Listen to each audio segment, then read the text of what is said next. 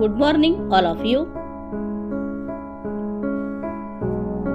BA द्वितीय वर्ष ऐच्छिक हिंदी नूतन पाठ्यक्रम सत्र पद्धति CBCS पैटर्न तृतीय सत्र सेमिस्टर फर्स्ट प्रश्नपत्र क्रमांक 4। प्रश्नपत्र का नाम है निबंध तथा कथेतर गद्य।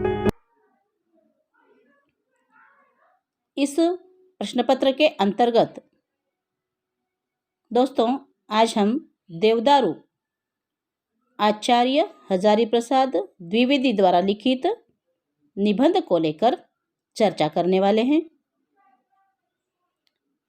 तो सबसे पहले हम आचार्य हजारी प्रसाद द्विवेदी जी का परिचय देखने वाले हैं।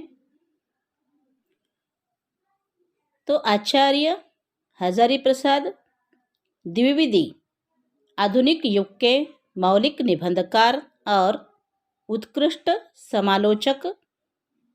आचार्य हजारी प्रसाद द्विवेदी जी का जन्म 19 अगस्त 1907 को बलिया जिले के छपरा नामक ग्राम में हुआ था। उनका परिवार ज्योतिष विद्या के लिए प्रसिद्ध था। उनके पिता पंडित अनमोल द्विवेदी संस्कृत के प्रकांड पंडित थे। द्विवेदी जी की प्रारंभिक शिक्षा गांव के स्कूल में ही हुई और वहीं से उन्होंने मिडिल की परीक्षा पास की। इसके पश्चात उन्होंने इंटर की परीक्षा और ज्योतिष विषय लेकर आचार्य की परीक्षा उत्तीर्ण की। शिक्षा प्राप्ति के पश्चात द्विवेदी जी शांति निकेतन चले गए और कई वर्षों तक वहां हिंदी विभाग में कार्य करते रहे। शांति निकेतन में रविंद्रनाथ ठाकुर तथा आचार्य क्षिति मोहन सेन के प्रभाव से साहित्य का गहन अध्ययन और उसकी रचना प्रारंभ की। द्विवेदी जी का व्यक्तित्व बड़ा प्रभावशाली है। उनका स्वभाव बड़ा सरल और उदार है। वे हिंदी, अंग्रेजी, संस्कृत और बंगला भाषाओं के विद्वान हैं। भक्तिकालीन साहित्य का उन्हें अच्छा ज्ञान है। लखनऊ विश्वविद्यालय ने उन्हें डीलिट की उपाधि देकर उनका विशेष सम्मान किया है। दोस्तों द्विवेदी जी की रचनाएं दो प्रकार की हैं, मौलिक और अनुदित। उनकी मौलिक रचनाओं में सूर साहित्य, हिंदी साहित्य की भूमिका, कबीर, विचार और वितर्क, अशोक के फूल, बाणभट्ट की आत्मकथा आदि मुख्य है। प्रबंध, चिंतामणि, पुरातन प्रबंध संग्रह, विश्व परिचय, लाल कनेर आदि द्विवेदी जी की अनुदित रचनाएं हैं। इसके अतिरिक्त द्विवेदी जी ने अनेक स्वतंत्र निबंधों की रचना की है जो विभिन्न पत्र पत्रिकाओं में प्रकाशित हुए हैं। तो दोस्तों आचार्य हजारी प्रसाद द्विवेदी जी के निबंधों के विषय भारतीय संस्कृति, इतिहास, ज्योतिष साहित्य, विविध धर्मों और संप्रदायों का विवेचन आदि है। वर्गीकरण की दृष्टि से द्विवेदी जी के निबंध दो भागों में विभाजित किए जा सकते हैं, विचारात्मक और आलोचनात्मक। विचारात्मक निबंधों की दो श्रेणियां हैं। प्रथम श्रेणी के निबंधों में दार्शनिक तत्वों की प्रधानता रहती है। द्वितीय श्रेणी के निबंध सामाजिक जीवन संबंधी होते हैं। आचार्य हजारी प्रसाद द्विवेदी जी अपने निबंध में शुरू में स्पष्ट करने लगे हैं कि पता नहीं किसने इस पेड़ का नाम देवदारू रख दिया था। नाम निश्चय ही पुराना है, कालिदास से भी पुराना, महाभारत से भी पुराना, सीधे ऊपर की ओर उठता है। इतना ऊपर कि पास वाली चोटी के भी ऊपर उठ जाता है। एकदम ध्युलोक को भेद करने की लालसा से नीचे शाखाएं मर्त्यलोक को अभय दान देने की मुद्रा में फैलती चली जाती है। मानो कह रही है, भय नहीं, मैं जो हूँ प्रत्येक शाखा को झबरीली टहनियाँ कटीले पत्तों के ऐसे लहरदार छंदों का वृत्तांत है कि छाया चेरी से अनुगमन करती है। वह जरूर इस पेड़ की शोभा से प्रभावित हुआ था। तो दोस्तों, इस तरह से देवदारू का जो वृक्ष है वह किस तरह से ऊंचा है या उसकी जो टहनियाँ हैं किस तरह से फैलने लगी है, निबंधकार का आगे स्पष्ट करने लगे हैं कि पेड़ क्या है, किसी सुलझे हुए कवि के चित्त का मूर्तिमान छंद है। तो इस तरह से पेड़ सुलझे हुए कवि के चित्त का मूर्तिमान छंद के जैसा है।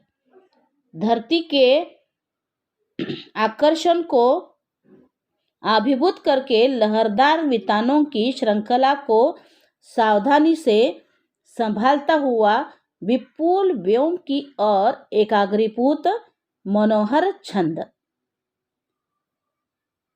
यह जो इतना ऊंचा पेड़ है उसका वर्णन लेखक करने लगे हैं और लेखक को पेड़ को देखकर लगने लगा है कि कैसी शान है गुरुत्वाकर्षण के जड़ वेग को अभिभूत करने की, कैसी स्पर्धा है प्राण के आवेग की, कैसी उल्लासकार अभिव्यक्ति है देवताओं का दुलारा। यह जो देवदारू पेड़ है यह किस तरह से देवदारू का दुलारा पेड़ नहीं तो क्या है। क्या यूं ही समाधि लगाने के लिए महादेव ने देवाद्रुम वेदिका को ही पसंद किया था। लेखक को प्रश्न पड़ने लगा है, कुछ बात होनी चाहिए, तभी जाकर तो महादेव ने इस तरह से इसी पेड़ को पसंद किया होगा। कुछ बात होनी चाहिए, कोई नहीं बता सकता कि महादेव समाधि लगाकर क्या पाना चाहते थे।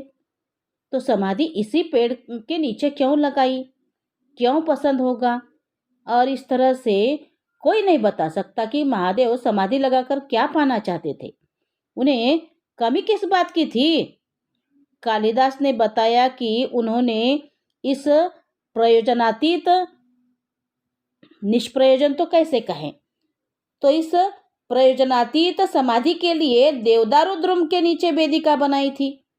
शायद इसलिए कि देवदारू भी अर्थातीत छंद है और इस तरह से प्राणों का उल्लास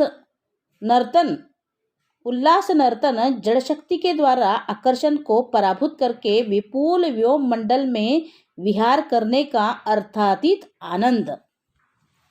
तो इस तरह से दोस्तों लेखक इस देवदारू का जो पेड़ है उसको लेकर महादेव का एक उदाहरण और कालिदास को किस तरह से, कालिदास से भी यह पुराना पेड़ है। और आगे लेखक कहने लगे हैं कि शिव ने जब उल्लासित्रेक में उद्दाम नर्तन किया था तो उनके शिष्य तंडु मुनि ने उसे याद कर लिया था कि उन्होंने जिस नृत्य का प्रवर्तन किया उसे तांडव कहा जाता है। तो तांडव अर्थात तंडु मुनि द्वारा प्रवर्तित रस, भाव विवर्जित नृत्य। रस भी अर्थ है, भाव भी अर्थ है, परंतु तांडव ऐसा नाच है जिसमें रस भी नहीं और भाव भी नहीं। नाचने वाले का कोई उद्देश्य नहीं, मतलब नहीं, अर्थ नहीं, केवल मतलब नहीं, अर्थ नहीं, केवल जड़ता के द्वारा आकर्षण को छिन्न करके एकमात्र चैतन्य की अनुभूति का उल्लास। यह एकमात्र लक्ष्य ही उसके छंद भरता है। इसी से उसमें ताल पर नियंत्रण बना रहता है। यह एकमात्र लक्ष्य ही उसमें छंद की भरता है, इसी से उसमें ताल पर नियंत्रण बना रहता है। यह बात लेखक देवदारू वृक्ष के माध्यम से, निबंध के माध्यम से स्पष्ट करने लगे हैं। तो एकाग्रीभाव छंद की आत्मा है। अगर यह न होता तो शिव का तांडव बेमेल, धमा चौकड़ी और लष्टम पष्टम उछल कूद के सिवा और कुछ नहीं न होता। तो इस तरह से लेखक देवदारू वृक्ष को देखकर तांडव नृत्य जो शिव ने किया है उसकी याद लेखक को आने लगी है। तांडव की महिमा आनंदोन्मुखी एकाग्रता में है। समाधि भी एकाग्रता चाहती है। ध्यान धारणा और समाधि की एकाग्रता से ही योग सिद्ध होता है। यह बात इस निबंध के माध्यम से लेखक स्पष्ट करने लगे हैं। तो बाह्य प्रकृति के द्वारा आकर्षण को छिन्न करने का उल्लास तांडव है और अंत प्रकृति के असंयत फिकाव को नियंत्रित करने में उल्लास का नाम ही समाधि है। तो देवदारू वृक्ष पहले प्रकार के उल्लास को सूचित करता है। लेखक कहने लगे हैं कि कौन कहता है कि कालिदास ने तुक मिलाने की परवाह नहीं की। मेरा मन कहता है कि कालिदास भी तुकाराम थे, तुक मिलाने के मौजी, वाग्विलासी, मगर ये तुक भोंडे किस्म के नहीं थे, यह तो निश्चित है। और झगरे रगरे बगरे डगरे ये भी कोई तुक है, मगर सारी दुनिया इसी तुक को तुक कहती आ रही है। कुछ न कुछ तो होगा ही, सारी दुनिया पागल नहीं हो सकती, लेकिन यह भी सही है कि बात बात में तुक मिला करता है। अगर ऐसा ना होता तो बेतुकी हाँकने वालों को बुरा न माना जाता। जो लोग तुक की बात करते हैं वे शब्द की ध्वनियों का तुक तो नहीं मिलाते।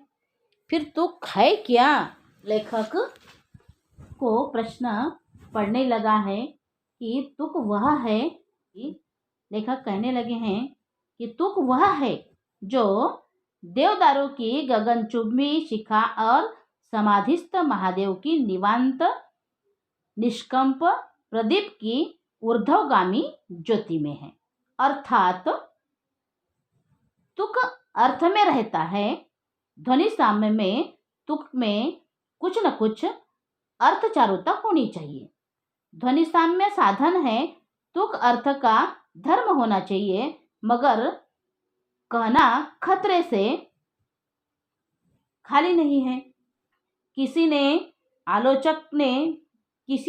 आलोचक ने अर्थ को लय की वकालत की है। मैं अच्छी तरह जानता हूं कि सारी पंडित मंडली उस गरीब पर बरस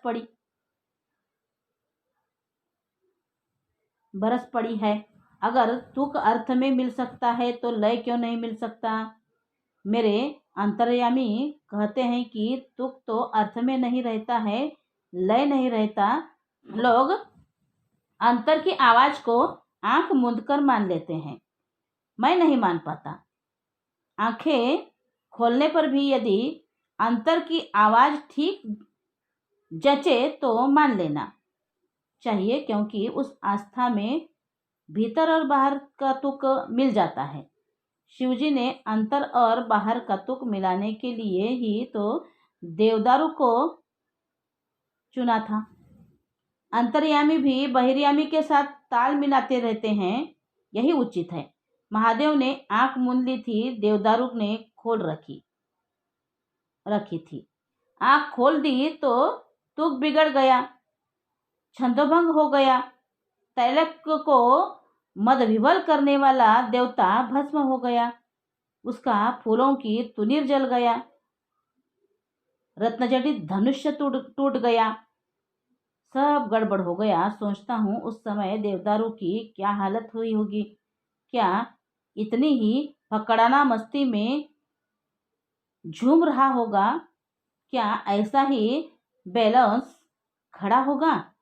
तो देवदारू वृक्ष की ऊंचाई को देखकर लेखक के मन में अनेक प्रश्न उठने लगे हैं और देवदारू वृक्ष का वर्णन लेखक करते हुए कहने लगे हैं कि किस तरह से यह जो वृक्ष है बैलेंस खड़ा होगा।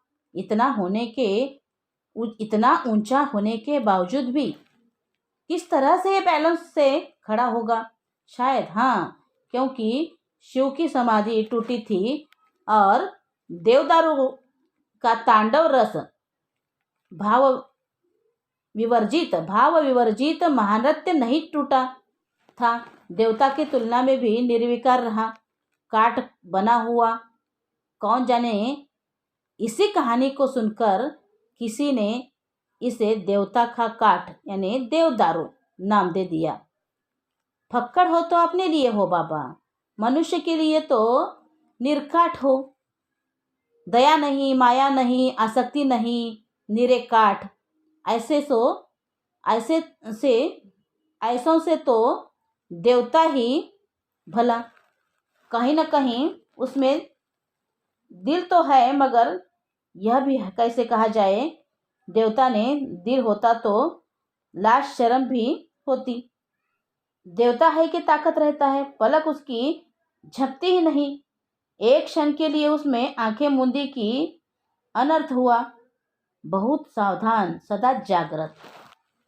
तो इस तरह से देवदारू वृक्ष का वर्णन लेखक इस निबंध में करने लगे हैं। लेखक कहने लगे हैं कि अलबत्त महादेव इन देवताओं से भिन्न थे। जहाँ आंखें झुकनी चाहिए वहीं उनकी आंखें झुकती थी, जहाँ टकटकी बननी चाहिए वहाँ बन जाती थी। पार्वती जब वसना पुष्पों के आभरण से सजी हुई संचारिणी पल्लविनी लता की भांति उनके सामने आई तो उनके यानी पार्वती के बिंब फल के समान अधरोष्ट वाले मोहक मुख पर उनकी टकटकी बन गई। फिर उनकी आंखें झुकी भी। वे मनुष्य के समान विकरालग्रस्त हुए। वे देवताओं में मनुष्य थे महादेव। और उस दिन देवदारू चुप गया। वह सब देखता रहा। इतना बड़ा अनर्थ हो गया और अपने अवधूत का भाव बाना नहीं छोड़ा। महावृक्ष नहीं बन सका, देवदारू बन गया। और आंखें खोले रहना भी कोई तुक की बात है? महावृक्ष वनस्पति होते हैं जिनमें भावुकता तो नहीं पर सार्थकता होती है, जो फूल तो नहीं देते पर फल देते हैं। अपुष्पा फलवंतो ये। देवदारू चुक गया, वनस्पति की मर्यादा से वंचित रह गया। और इस तरह से निबंधकार महादेव और पार्वती का उदाहरण देकर निबंध में स्पष्ट करते हुए कहने लगे हैं, तो क्या हुआ? यह सब मनुष्य की आत्मकेंद्रित दृष्टि का प्रसाद है। तो महादेव और पार्वती को लेकर लेखक स्पष्ट करने लगे हैं कि देवदारू को इससे क्या लेना देना। वह तो जैसा है ऐसा बना हुआ है। तुम उस वनस्पति कहो या देवता का काट कहो, तुम्हें अच्छा लगता है तो अच्छा नाम देते हो, बुरा लगता है तो बुरा नाम देते हो। नाम में क्या धरा है? मुमकिन है इसका पुराना नाम देवतरु हो। देवता का तरु नहीं, देवता भी और तरु भी। देव होकर वह छंद है और तरु होकर अर्थ है। छंद समष्टि व्यापिनी जीवन गति के समानांतर चलने वाले व्यष्टिगत प्राणवेग का नाम है। अर्थ समाज स्वीकृत प्राप्त संकेत हुआ करता है। लेखक इस तरह से देवदारू वृक्ष को लेकर स्पष्ट करने लगे हैं कि लेखक जहाँ पर बैठकर निबंध लिख रहे हैं उसको स्पष्ट करते हुए कहने लगे कि जहाँ बैठकर लिख रहा हूँ वहाँ ऊपर और नीचे पर्वत पृष्ठ पर देवदारू वृक्षों की सोपान परंपरा से दिख रही है। कैसी मोहक शोभा है। वृक्ष और भी है, लोगों के नाम भी बताए हैं, पर सब छिप गए हैं। दिखते हैं आकाशचुंबी देवदारू। ऐसा लगता है कि ऊपर वाले देवदारू वृक्षों की फुनगी पर से लुढ़क दिया जाऊं तो फुनगिया पर ही लौटता हूँ। हजारों फीट नीचे तक जा सकता हूँ। अनायास, पर ऐसा लगता ही भर है। भगवान करे कोई सचमुच लुढ़का दे, हड्डी पसली चूर हो जाएगी। जो कुछ लगता है वह सचमुच हो जाए तो अनर्थ हो जाए।